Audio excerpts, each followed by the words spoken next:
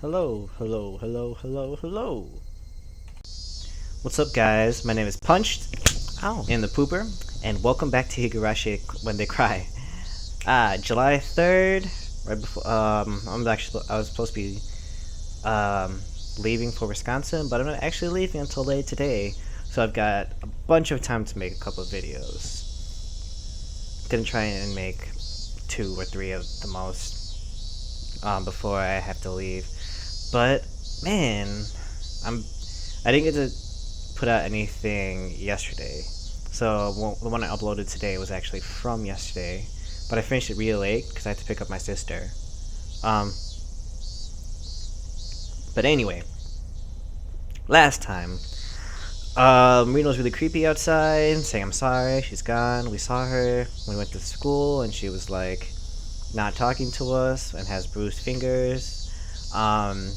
Mean came to us and we essentially told her everything. We told her that we knew, and she was like really flustered, which in the beginning made me really like sympathize. I was like, I feel kind of bad, you know. This girl was crying.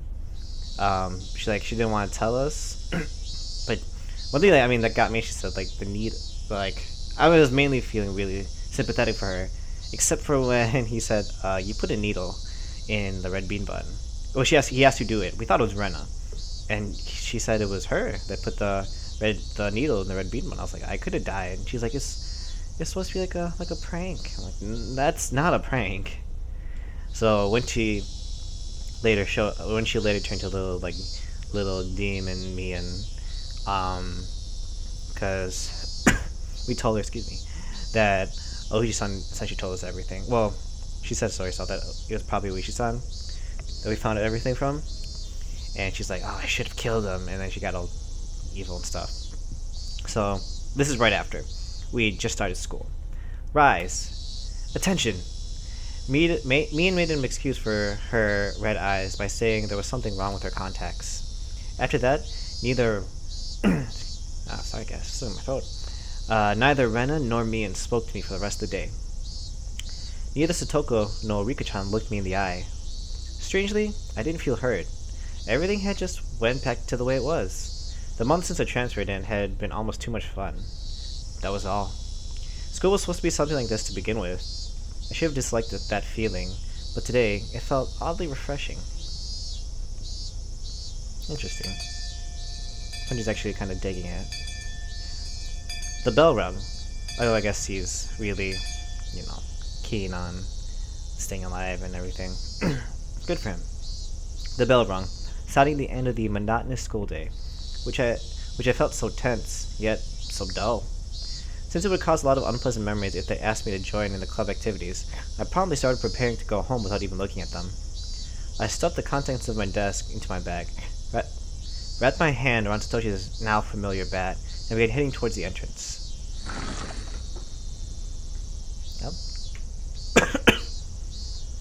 Yep. Interesting. Just leaving, I guess they know that I know everything, so everything's a little weird. I was assailed by both the exhausting relief that nothing had happened today and the tiny possibility of the same thing repeating tomorrow. But deep down inside me, far beneath, in the recesses? Not the recesses, right? Of my heart, achingly I knew this would be the last day of this cycle. Yeah, stuff's about to happen. They know I know everything. Oishi-san's in danger. I really should. Really probably should tell him, I couldn't tell how the ending would be. Whether it would be end as I wished it to end, or if it would end as I hoped it wouldn't. Well, it doesn't really end here, Punchy. Little do you know, there are other arcs that I actually don't know how they work, but I suppose I'll find out anyway after I finish this. Regardless, in my current state, there was something more important than how things would end. There was something I wanted to know. Why did I have to be killed? How did it come to this? Why? For what purpose? I'm gonna say probably kill me. Oh, that's right. I still don't understand, really. Like, the people who did know and fought against Hinamazawa and stuff, and knew about Osama, they all died on the Watanagashi. I should have all this time left. Right? No? The sunlight was relentless. The sun, the heat, even the air. They wouldn't give me my answers. Or could it be that the cries of the Higurashi, hey, were desperately trying to tell me something? Somewhere, mixing with their shrieks, Tomotage-san and Satoshi were probably trying to tell me something. I simply haven't been able to realize it yet. Better realize it soon. We probably only have until tonight. When I do realize it, I wonder if I will be amongst the Higurashi fruitlessly crying to the next victim. Ah, that is why the Higurashi cry, possibly. But I like that answer. Glancing down at my feet, I saw Higurashi on his back, spasming weakly. Blee, blee, blee. There was still much of the summer left, yet this one was already chirping its last song. I couldn't tell what it was saying, no matter how hard I listened, but I had to try. I had to try to listen to what it was desperately trying to tell me. At that moment, the shrills of the Higurashi ceased all at once, as if they had huddled together, fearing that the person who'd brought them to their dreadful fate had arrived. There was no mistaking it. A presence was approaching. The sound of footsteps was almost non-existent. If the Higurashi hadn't warned me by ending the chirping, I would have noticed. Oh, the Higurashi on my side. Yes. My exhaustion left me in a heartbeat. In its place was a rush of adrenaline that sharpened all of my senses. I was just barely able to hold back the creeping, suffocating feeling of horror. It wasn't something I could hold back for long. But in this moment, when I needed to be razor sharp, I was able to retain my composure. Who's there? I wasn't going to shout like I did yesterday. I hid myself calmly amongst the trees, waiting for my pursuer's shadow. Could I get them to pass by me? No. Since I was able to hear their footsteps, they were probably also able to hear mine. I might have already been able to tell that I had hidden myself and was holding my breath. The person telling me, was it Rena, just like yesterday? If it was Rena, I wouldn't hold back. I could just yell at her and make her go ahead like yesterday. If it wasn't Rena? It'd depend how they acted, I guess. The footsteps ambled closer. I swallowed, wiped my clammy hands on my pants, and readjusted the grip on the bat. I could tell that the fear I had beaten back once was now waiting for another opening to come at me. Who could it be? I peeked from behind the trees at the person following me. Who is it? Well, jeez. It's totally nice outside, you know, Rena? What happened? My imagination had led me astray. It was Rena. There was a bit of relief as I realized it was someone I knew, but that feeling left me in an instant. This wasn't the same Rena that I knew. Her eyes were dark and lifeless, but her mouth appeared as if it was carved into a crescent. Yes, it looked like she was grinning slightly, and in her right hand, an axe. Is it? What does an axe look like? It looks like a sword to me, with like a pointed edge, kind of like a number one. Actually, I can't. If I didn't think it was an axe, if I didn't know someone was there, it looked like a graphical glitch or something. I don't know what graphics would be messed up, but I hid myself behind the tree once again and recalled the unbelievable sight I just saw. What was that just now? The embodiment of terror, laid bare. Baseball, practicing my swing. There were tons of excuses for me to be carrying a bat. But for that axe? There was no excuse for that.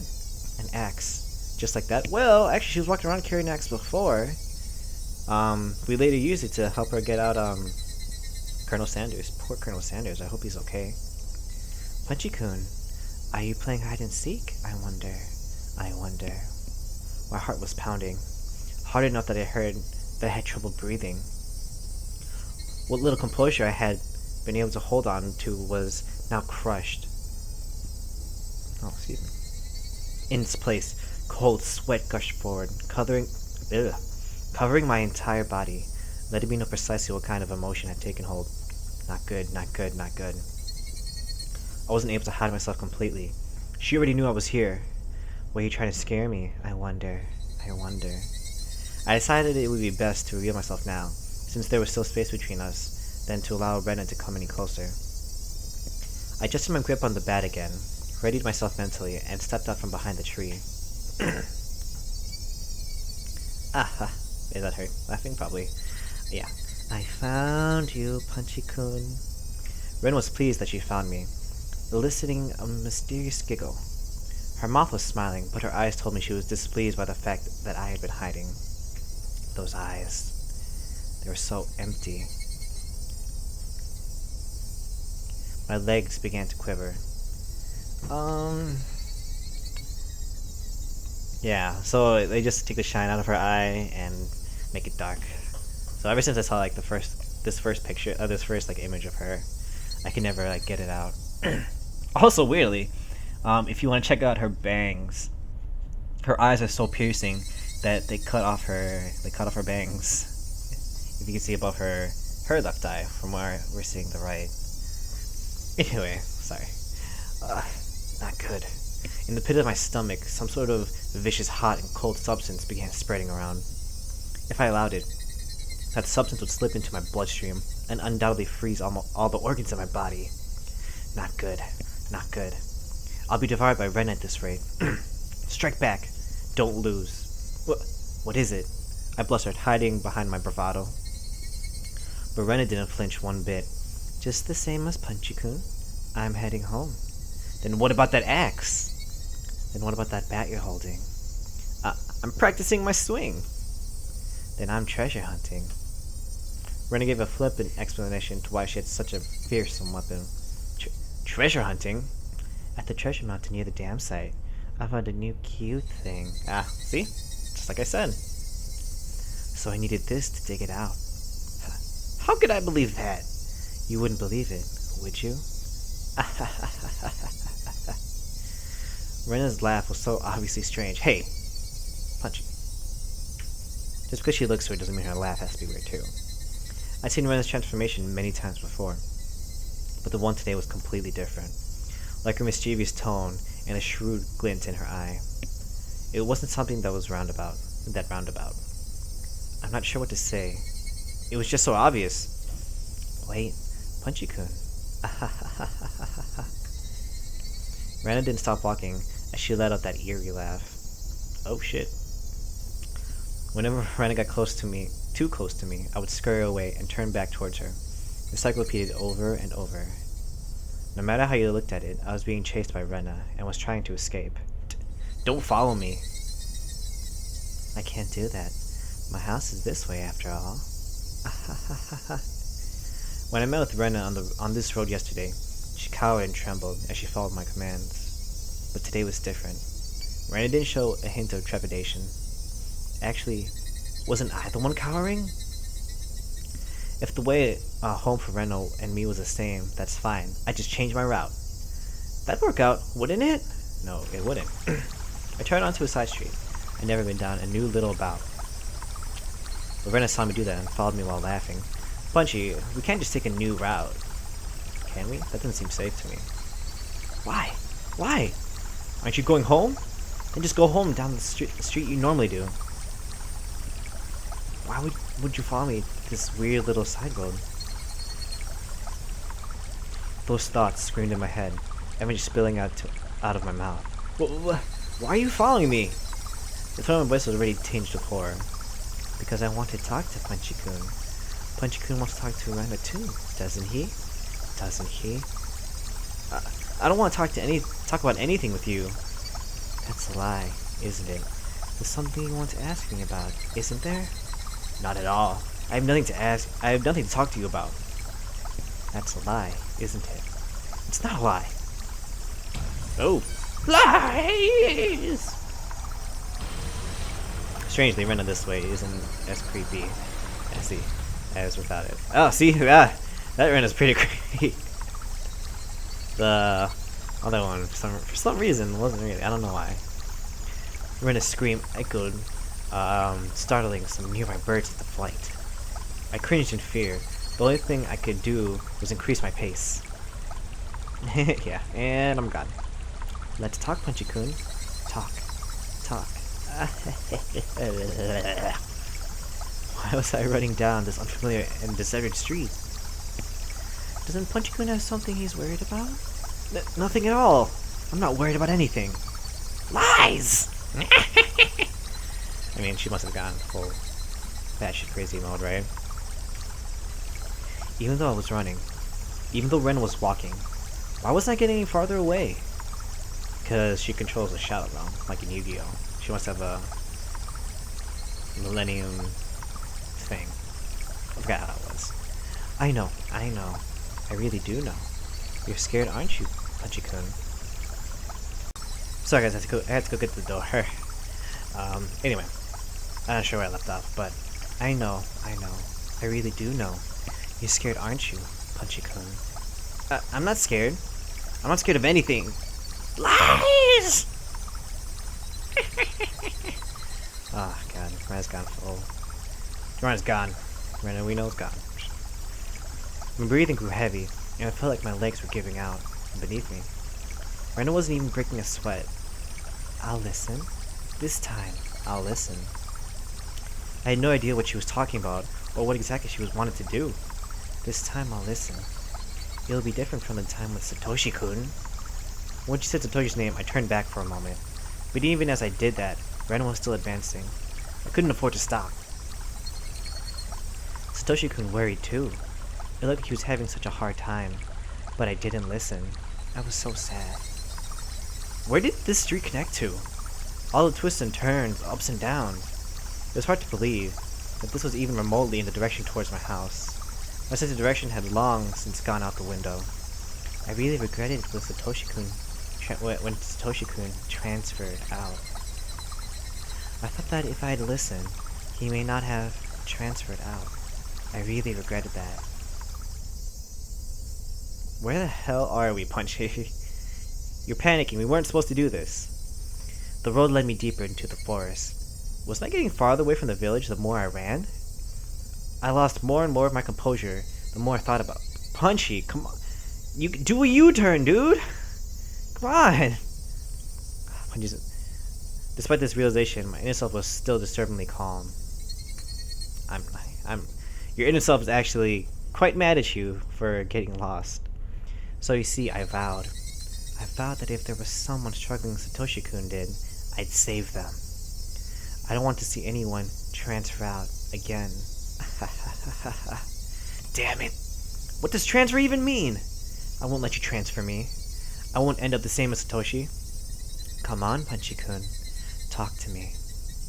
I'll be able to understand you, Punchy-kun. I'm your ally. As if. Get the fuck out. I started wheezing, out of breath. My lungs were so hot that they felt like they were going to explode. My heart was beating as hard as it possibly could. I should have practiced running instead of my swing. That's good. Maybe if when I work out, I should just do more running. I couldn't even afford to scoff at that stupid thought. If Punchy-kun doesn't have anything to worry about, he'll go back to normal. Everybody will be back to being friends, and we can enjoy club activities again. Next time, we'll team up and beat Me-chan. Yeah, how much fun that would be.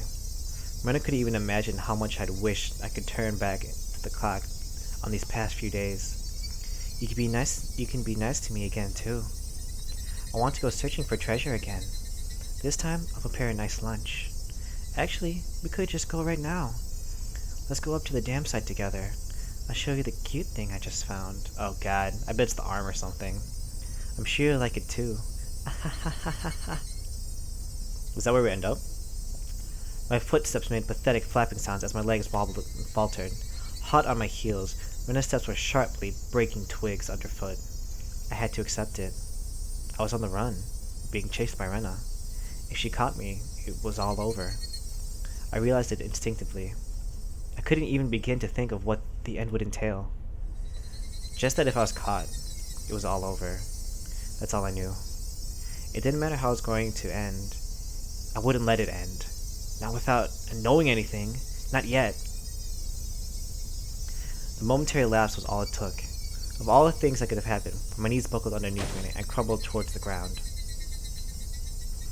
I tried to stand frantically, urging my legs to respond. I used my bat as a makeshift cane to pop myself up, but Rena was already standing right in front of me. Oh, Jesus Christ. Compared to me, out of breath and utterly exhausted, Rena was so cool and composed that you could have froze the air around her. She wasn't breathing hard at all. I couldn't even sense if her heart was beating. Are you afraid of something, I wonder? Oh, you? Maybe? It's not like you tremble. It's not like you to tremble, Punchy-kun. Her expression looked almost affectionate. Those soulless eyes, that mask of affection. As she admonished me from trembling, Rena's hand stealthily slipped over her head. The blur of arms as they moved made me feel as if I was starring in the godliness of the thousand-armed Buddha. Oh God, Punchy, no! Then, as both of her hands met above her head, the axe she held came into focus. I stared up at it in disbelief. It was all I could do. Tell me, what happened to Satoshi? Rena stayed like that, with the axe raised above her head, and solemnly opened her mouth. It was as if she was expressing a farewell to a friend she was never to see again. That cruel scenario resided somewhere in her actions. I told you, Satoshi-kun transferred out. Enough of that transfer crap!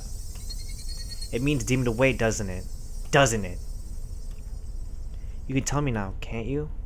Who made Satoshi disappear? Was it you? Mian? Or someone in the village? Answer me! I became frantic the more I screamed, but Rena did nothing but maintain this smile frozen on her face. I have no idea what Punchy-kun is talking about. And I'll say it away so you do. Who is the perpetrator of the chain of mysteries of mysterious deaths? You seem to be confused, Punchy-kun. What? There is no human perpetrator. Everything is by Osama's will. Ah, fuck that. No, there's a perpetrator. Isn't Osama's curse just superstition? You believe in that too? It's not about believing or not. Osama exists. Oh shit. What'd you say at the end? Period. Rena's gaze grew even more I'm pretty sure this came before. Gelid? The ferocity of her stare was so intense, not allowing me to question anything. There's just no way that something like Osama could exist. You don't believe in Osama? There's no way I could believe it. There's no way it could exist. It exists. Osama exists. Punchy-kun should have felt it personally. I've never felt something like that. Punchy-kun, haven't you felt someone apologizing to you before? Constantly on top of that? That was you. All the noise from the outside world disappeared. Only Rena's voice resounded loudly and terribly. You see, until you forgive them, they'll always be with you. This is supposed to be creepy, but I don't understand anymore.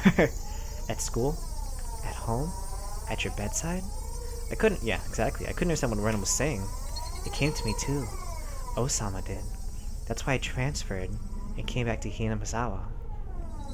I am so lost. I don't understand. What does transfer even mean? What was Rena saying? Hasn't Osama come to you as well, Punchy-kun? I'm probably the only one you can confide in. I won't let you transfer out, okay?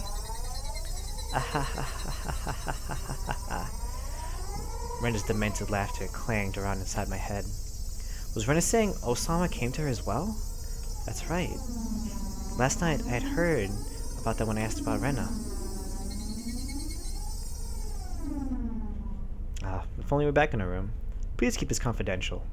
Also, part of this may be speculation. Not all of it may be true. Are you still interested? Oishi-san began speaking. You, the victims, know the school filed a complaint, so there's no preliminary report. Basically, the police had to intervene in this matter, so all these details are just what I heard from those involved, meaning it's not credible. You said there were victims? Didn't Rena just break all the windows? No. Rena Ryugu attacked 3 boys, using a metal bat. Metal bat? 2 of them made it out with only bruises, but the other had been injured so badly that one of his eyes was permanently damaged. Wouldn't that be considered assault? Shouldn't the police have arrested her? For whatever reason, the victim never pressed charges. There were no reports to the police, so they were beaten with a bat and suffered significant injuries. Normally there would be a criminal investigation, but why didn't they press charges? I tried asking the 3 male victims for their side of the story, but they were all reluctant. It's hard to say, but they were all afraid, even after she had transferred schools. Oishi-san, could you summarize it starting from the beginning? Rena hit people while she broke the windows? Or was it she started breaking the windows after she got bored of hitting people? They sounded similar, but the meanings were drastically different. On an undisclosed date, Rena Ryugu was conversing with 3 male students, close friends of hers, near the pool storage shed. Who were those 3? I can't reveal their names, but they were close to Rena Ryugu, and it seemed they were a group of friends. She said she was the lone girl in their group, so it wasn't strange that the 4 of them were together. So what happened? I don't know the reason why. She took the baseball team's bat that was in the pool storage shed and beat the 3 of them down one after the other. What? There were no witnesses. This was an account pieced together by the information given at the time of the incident. Super lost. One day after school, Ren and the 3 male students were at the pool storage shed talking together. They weren't seeking help, rather they usually met up there. It appears it became a heated discussion. At the time, Rena underwent a change. Oh shit. The change was so abrupt that the 3 of them didn't comprehend what was happening. Oof. Ah. Then, taking the medal back, she attacked her friends one after the other. Oh, Jesus Christ. Leaving her friends covered in blood with gashes on their head, she made her way towards the school building. That's a nice glass shattering sound. It's a little shrill, but... Then she broke the glass windows one after the other. A few minutes later, a teacher appeared on the scene and subdued her. Teacher, I need your help right now.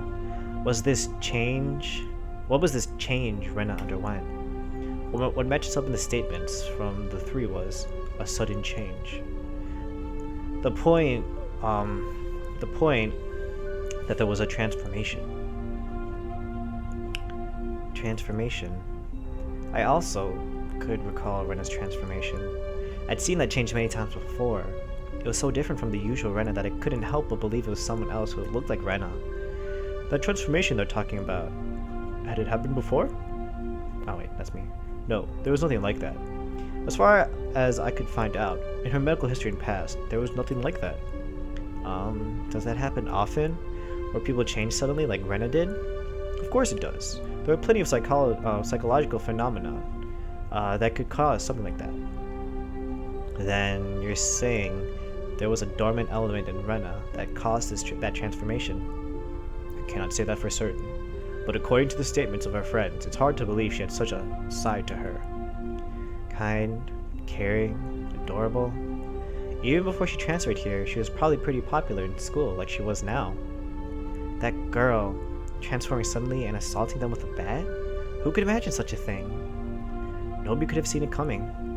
I, myself, sometimes believe that I was mistaken for thinking that it was Rena, even now. Then, what happened after that? There was a hospital right across from the school, so the 3 of them were carried in and treated quickly. What about Rena? What about the police? Why wasn't there a criminal investigation? You see, the police can get involved unless they are called. Even though one was badly injured with permanent damage, why did they file charges? That's what caught my attention as well.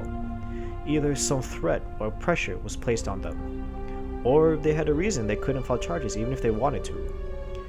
We're talking about you, after all. Of course you looked into it, didn't you? Well, yeah. But I told you at the beginning, didn't I? That the victims were all very reluctant to talk. They didn't want to touch on the matter, or rather, they didn't want to be involved. Reluctant to talk. Didn't want to touch it. Didn't want to be involved. You resemble the villages here and Osama's curse. Did the teacher at the school tell you anything? The school is a hollow ground. You could say they tend to keep scandals under wraps. I didn't have a search warrant, so I had to tread lightly, you see. Then, there was no comment from the school. No. They denied the incident even happened. It's just 3 male students were carried in for blunt force trauma that day. That's all there was in the hospital records. The victim didn't speak. The school denied it happened. And you don't know anything at all. Oh wait, we switched wrong. Yeah. I know nothing other than the incident itself had taken place. The victims also wished this incident to be kept from public.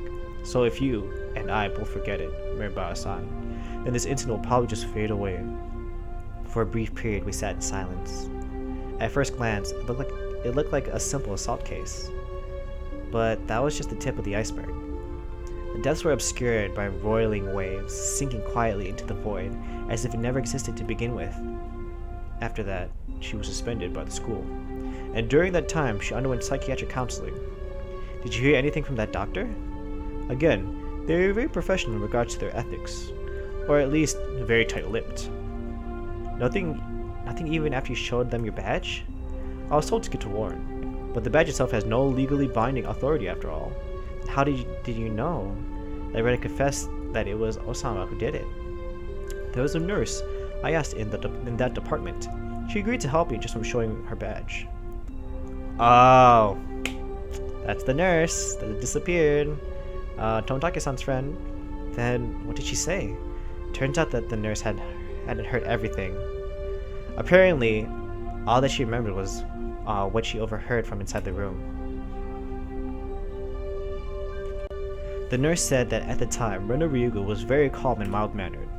It was more like she was confessing her sins at church than a counseling session. She spoke with her mother there for some of it, but partway through, her mother was asked to leave, so it became a private counseling session between the doctor and Rena for a while. The part with Osama, when did that pop up? Partway through. She screamed the name suddenly. That startled the nurse, and that's why she started listening in.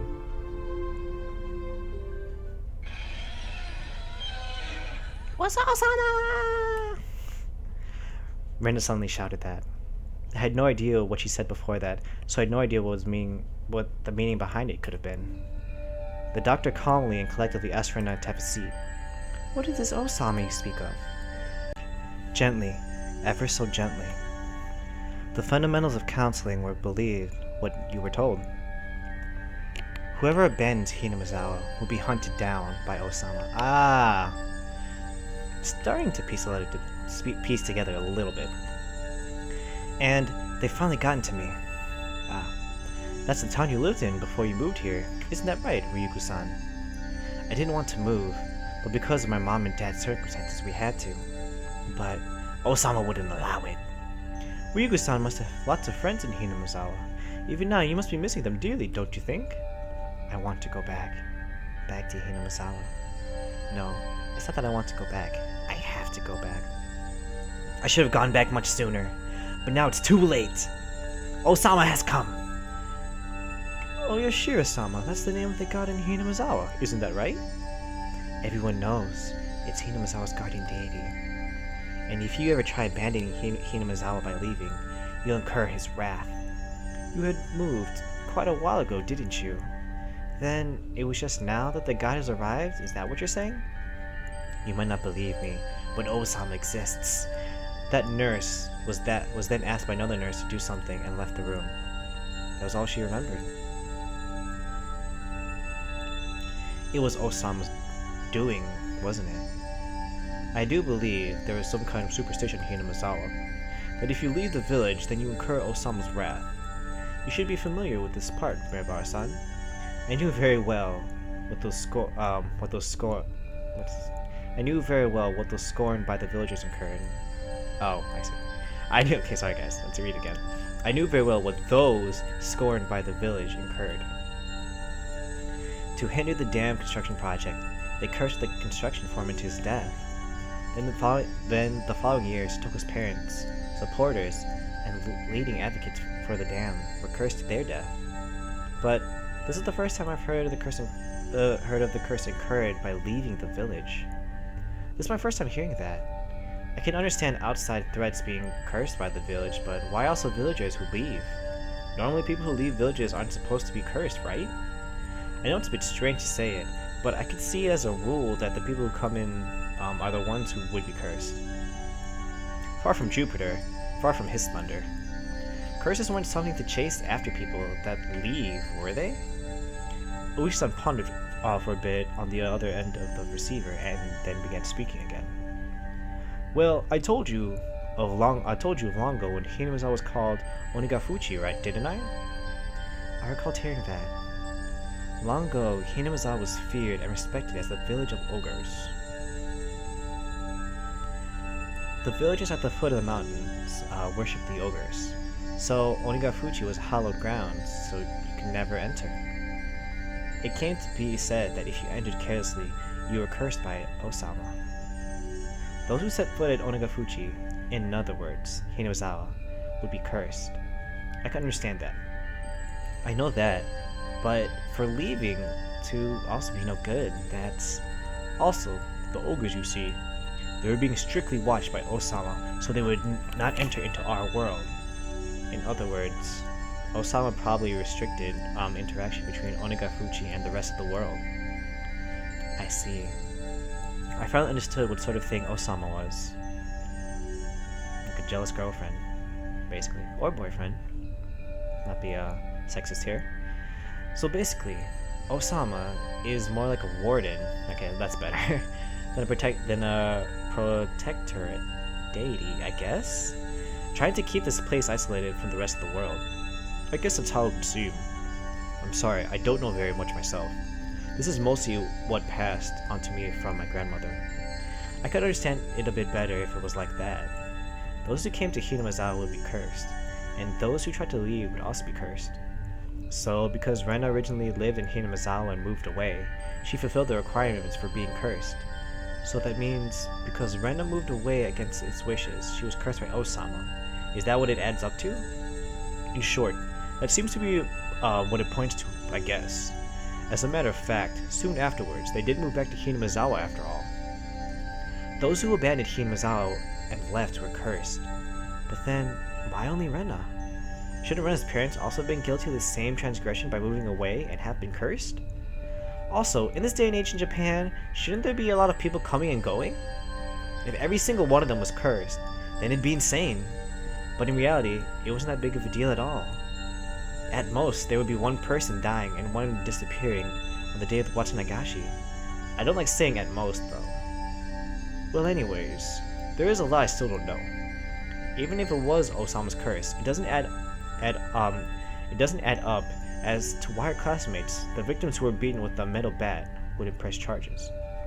You don't think the victims were cowering because they believed that a terrible curse had befallen them, do you? Of course I didn't want to believe it. But more importantly, I just realized something else. And that's where we cut off. Oh man, I was waiting for like some cliffhanger to end on.